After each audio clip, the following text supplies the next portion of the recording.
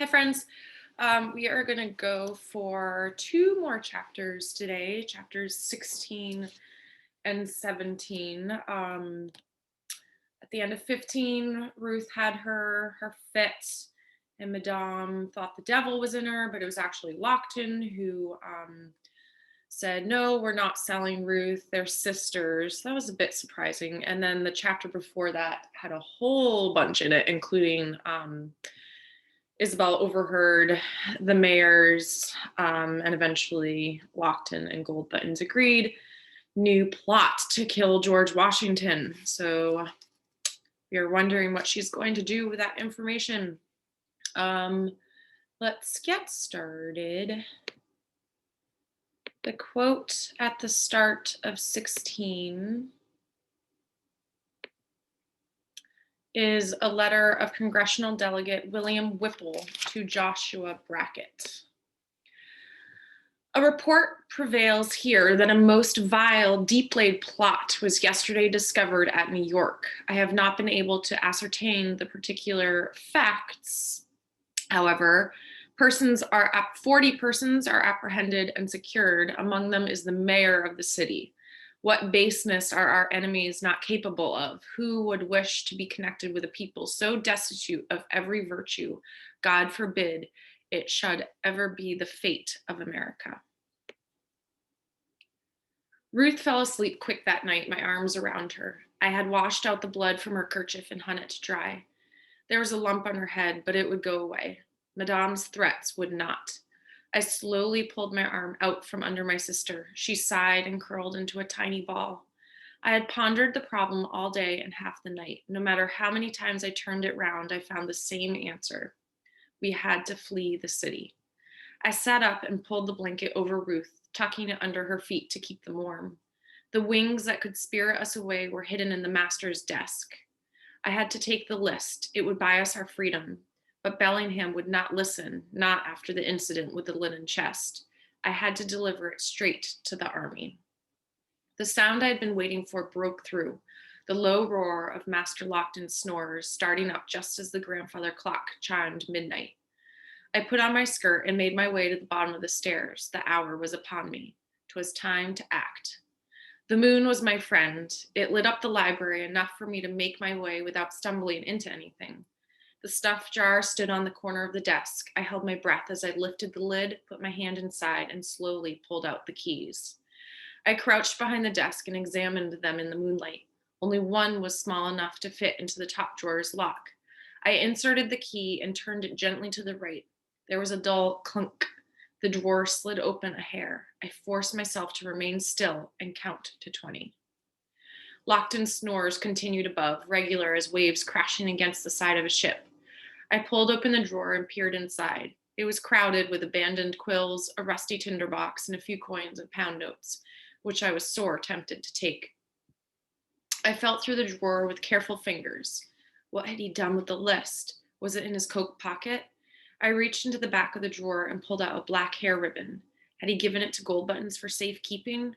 There, from the farthest reach of the drawer, I pulled out a single sheet, folded once. I held it up to the light and quickly read. It was a list of names with the mayors at the bottom. He had titled it, Committee to Preserve the King's Peace. I tucked the paper in my pocket, tied it tight, and slipped it under the waistband of my skirt where it could not be seen. I closed and relocked the drawer, then carefully returned the keys to their hiding place. I tiptoed back through the house and slipped outside, quiet as a ghost. The air was hot and dripping, as if the city were wrapped in a wool blanket just pulled from a boiling pot. I made my way along the street, seen only by cats, rats, and a slave hurrying by with a bundle on her head. Since she carried a lantern and no doubt had a pass from her master, she was allowed to be out walking after dark. I was not. The woman said nothing as she passed by me, but started singing the second verse of Yankee Doodle in a strong voice, which I thought curious indeed. I listened close to the words. Father and I went down to camp along with Captain Gooding, and there we saw the men and boys as thick as hasty pudding. She was sending me a message. I dove behind a log barricade just as two soldiers turned the corner, talking intently to each other and sweeping the street with their eyes. I said a quick prayer of thanks to the singing woman for her help. When the echoes of the soldiers' boots had vanished, I moved on, staying away from the lights of the sentry fires, passing under the dark shadow of King George's statue in the Bowling Green, and hurrying to my destination. The battery was the fort at the southern tip of the island, with high walls and cannons that pointed over the water to discourage enemies. It was headquarters of the Patriot Army in New York. Even if General Washington was elsewhere, here I would find an officer who would understand the value of the list. I marched past the rows of tents set up on the grounds outside of the fort, trying very hard to ignore the men and boys who stared as I walked by. As I neared the gate, a sentry stepped out and blocked my way. "Do you have a pass, girl?" I swallowed hard and tried to remember the name of the colonel who worked with Master Bellingham. Fagin, Jaden, McRaden. Well, a few other soldiers drinking coffee outside of their tents had stopped talking to observe. "Please, sir," I said, polite and firm, "I've come with an urgent message for Regan, for Colonel Regan, sir." "Tell me, and I'll see that he gets it." "I cannot," I say. "I must deliver it to him personally, sir." "Who's your master?" Telling a lie would not benefit me. "A loyalist, sir, who would beat me bloody if he knew I was here." He looked me over and yawned. "Come on, then. I could do with a walk to keep me awake." I followed him inside, past a room of men sleeping on the floor, along a hall to a small room where a low fire smoldered in the hearth, a chair drawn up before it. The moonlight had broke free of the clouds again and lay in gray pools beneath the windows. A table stood by the door where a heavy-set man scratched away on a piece of paper, his work lit by a half-dozen candle stubs that would soon burn out. The soldier drew himself up to his full height. "This girl has a message, sir, claims it must be delivered in person." The man lifted a hand in the air and continued with what he was writing. I tried to make out what it was, but his scribble was dreadful bad. Finally, he laid down his quill, moved his spectacles high on his nose, and peered through them at me. "What is it?" he rasped. His voice sounded raw, like it had been run against a grater. An onion poultice was tied around his neck. I dropped in a polite curtsy. "I have information for Colonel Regan." "Who sent you? Who is your master?" "I cannot say." "Then who will vouch for you?" I vouch for myself, sir. I am new in the city and know only a boy named Curzon." One caterpillar eyebrow lifted above the glasses as he recognized the name. "Bellingham's Curzon?" He coughed loudly and sprayed drops of spittle on the page. "He's all bluster." He dipped his quill in the ink pot and continued to write. "Take her away, Sergeant. I'm too busy for this." My escort grabbed hold of my arm. "Come now." I tried to break free. "Please, hear me out." I shook my arm and twisted. "They want to kill him." I pulled with all my might and lost my footing. Both the sergeant and me stumbled against the table. The ink bottle overturned and poured across the table and papers. The sick man jumped up with a mighty curse and several ugly statements about my character. "They want to kill the general." I finally pulled free of the sergeant's grasp. "I have proof." The man was concerned only with rescuing his papers from the spreading pool of ink. "Sergeant, remove this bird wit." "Do not touch her," the commanding voice came from the center of the room. The sergeant stood at attention. The man with inky hands did too, swallowing hard and wincing at the pain in his throat. A figure rose from the high-backed chair that stood in front of the hearth. He wore the dark blue coat of an officer with buttons and buckles that reflected the firelight. His features stayed in the shadows, but I could see a book in his left hand, his finger marking the page. "Leave us," he ordered. "Yes, sir," the sergeant said. "As you wish, Colonel Regan, sir." And the man whose clothes were stained blue by the papers, he clutched to his chest. When the door was pulled behind them, Colonel Regan returned to his seat. "Come here," he told me. "Show me what you've brought and tell your story, but keep your voice low. The walls have ears." "Yes, sir." My voice strangulated a bit. The colonel tugged at his coat as he sat down. He was not wearing a wig, as did most gentlemen. His own hair was dark, pulled back into a neat queue and tied with string. His eyes were sunk deep into his face with dark hollows underneath them. "Well," he set the book on his lap, fingers still marking the place he left off reading. I weighed my words before him before I spoke. "I am in a position to trade with you, sir." "What kind of a trade?" "My sister and I were wrongfully taken from Rhode Island. I mean to get us back there." "You want passage home in exchange for what you know?" "Yes," I said, lifting my chin a little. "Sir." He nodded gravely. "If your information is as useful as you think it is, I shall personally look into your case, miss." That was far from a berth on a swift ship, but I had little choice. They planned to kill General Washington. He closed the book, set it on the floor, and leaned forward, his elbows on his knees. Tell me all. I handed him the list and quickly told him everything I knew. He interrupted a few times with questions and had me repeat the mayor's words. Then he bade me to wait by the dying fire as he left the room and soon reappeared with 4 other men, all clearly dragged from their beds. I was fighting to stay awake myself, but I repeated the story to the larger assembly. A quarrel began instantly, the arguments flying across the room. How do we know Lockton didn't send her with a false story? That's just a list of names. Anyone could have written it. I know the mayor's handwriting, and those are dyed-in-the-wool loyalists, every one. He nodded gravely. If your information is as useful... Oh, I read that page.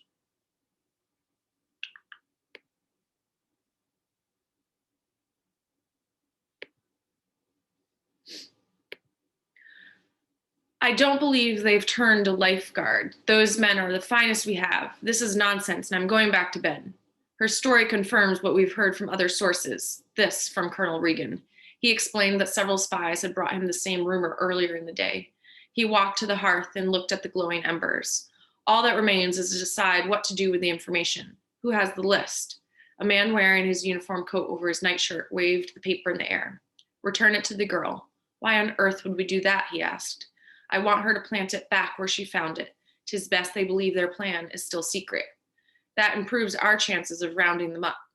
The man handed the list back to me. I thought for a moment about tossing it on the fire, for it suddenly seemed frightful dangerous, but I folded it back in my pocket.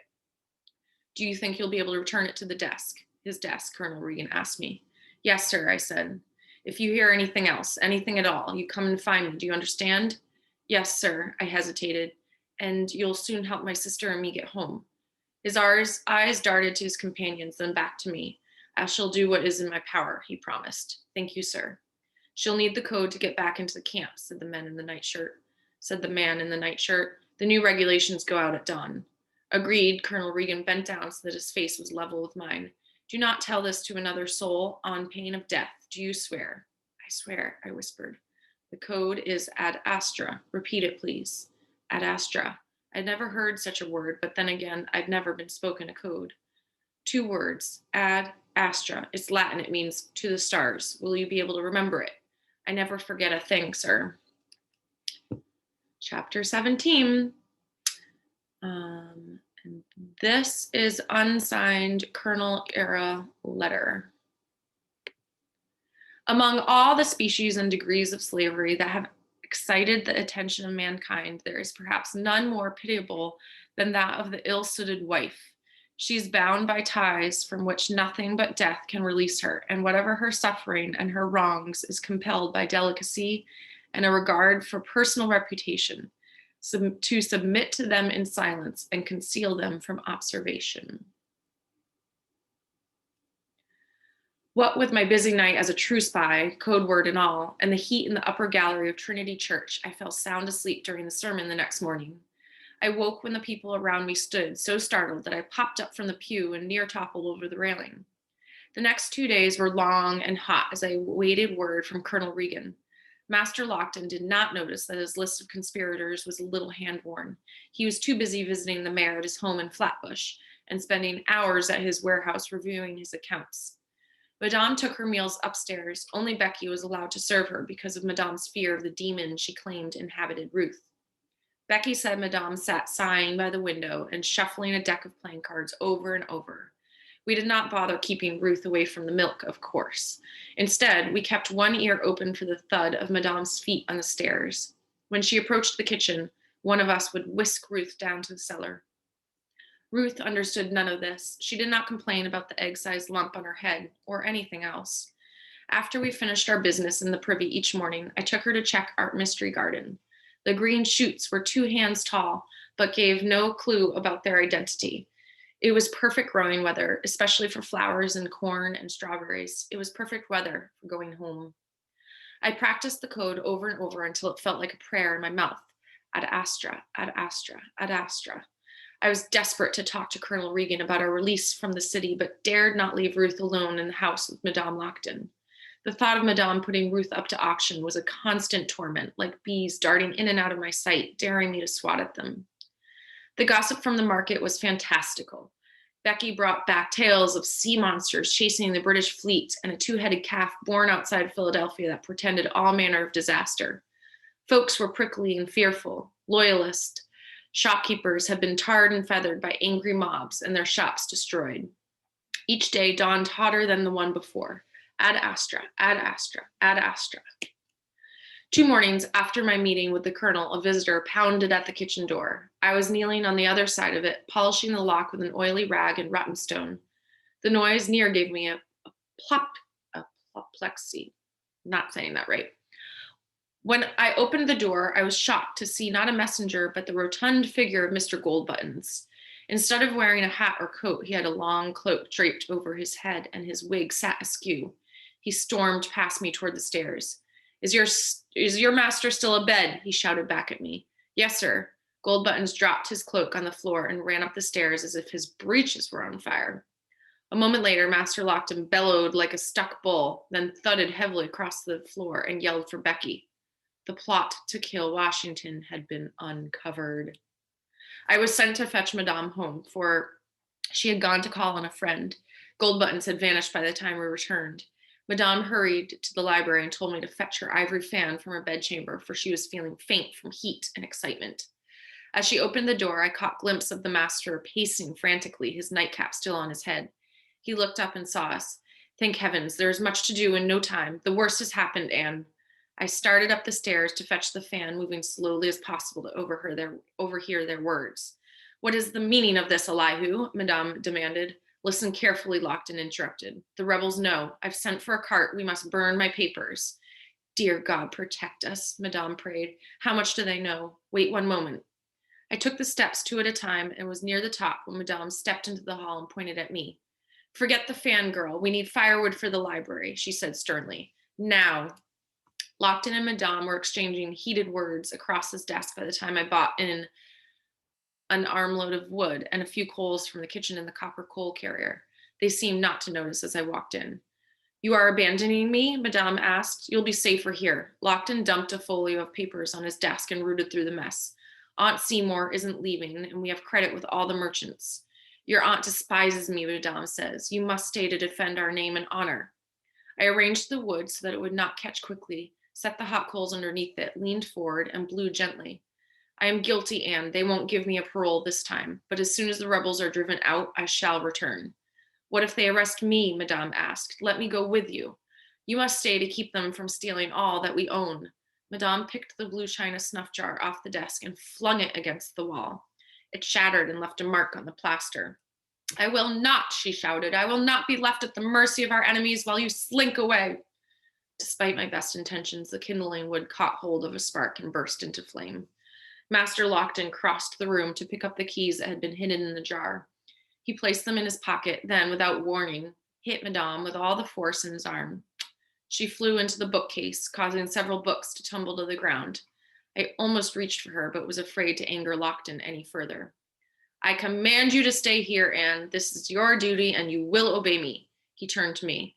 The fire is satisfactory. Leave us. Yes, sir. As I closed the door, Madame started in again, begging him to take her with him, or at least to let her know where he was going. A carpenter soon arrived and nailed the master into a large crate marked cheese. As the final boards were being put into place, Lockton told Madame that he would first head north, then to Dr. Van Buskirk's house in Bergen County. 3 men loaded the heavy crate onto a cart driven by a man I'd never seen before. Becky tended to Madame's battle wounds with ointment and medicinal wine. I offered to fetch Lady Seymour, but in truth, I planned to run the news of Lockton's escape to the rebels as fast as I could. Madame insisted we all stay in the house with the doors and windows locked. She passed the night burning packets of paper in the fire and demanding gallons of tea and fresh biscuits. When the soldiers arrived at dawn to arrest the master, his business papers were all ash, and the crate of cheese was long gone. The angry soldiers tore through the library, but found nothing save for the shards of the snuff jar. These they stomped under their boots before they departed.